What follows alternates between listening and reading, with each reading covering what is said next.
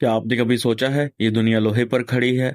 आप जिस इमारत में बैठे हो, जिस सड़क पर चलते हो, जिस गाड़ी में सफर करते हो, हर जगह लोहा मौजूद है। लेकिन सबसे हैरान कुन हकीकत ये है, तुम्हारी अपने जिस्म में भी लोहा बह रहा है।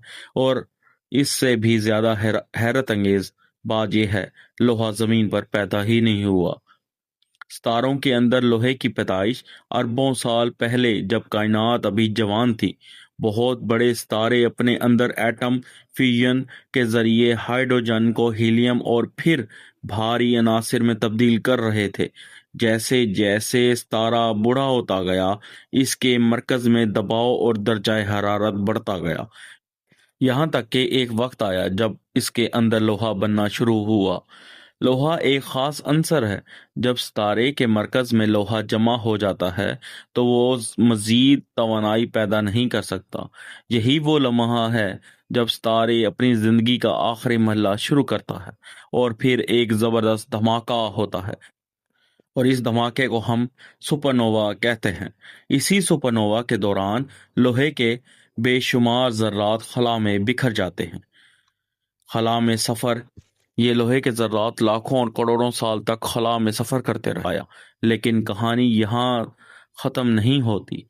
वही लोहा जो सितारों के अंदर बना, वही लोहा आज तुम्हारे खून में मौजूद है। हमारे खून में एक खास प्रोटीन होता है जिसे हीमोग्लोबिन कहते हैं।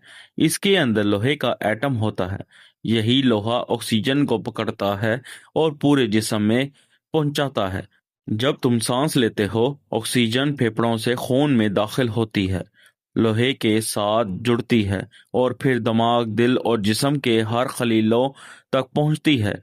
अगर ये निज़ाम रुक जाए, चंद सेकंड में दिमाग मुतासिर होना शुरू हो जाता है। चंद मिनट में जिंदगी खत्म हो सकती। लेकिन लोहे की एक और हकीकत भी है।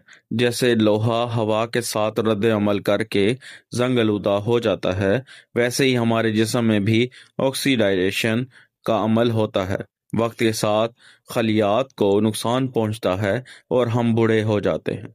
यानी वही अंसर जो हमें जिंदा रखता है, आहिस्ता आहिस्ता हमें कमजोर भी करता है। तो अगली बार जब तुम सांस लो, याद रखो तुम्हारे खून में बहने वाला लोहा कभी एक सितारे के दिल में बना था।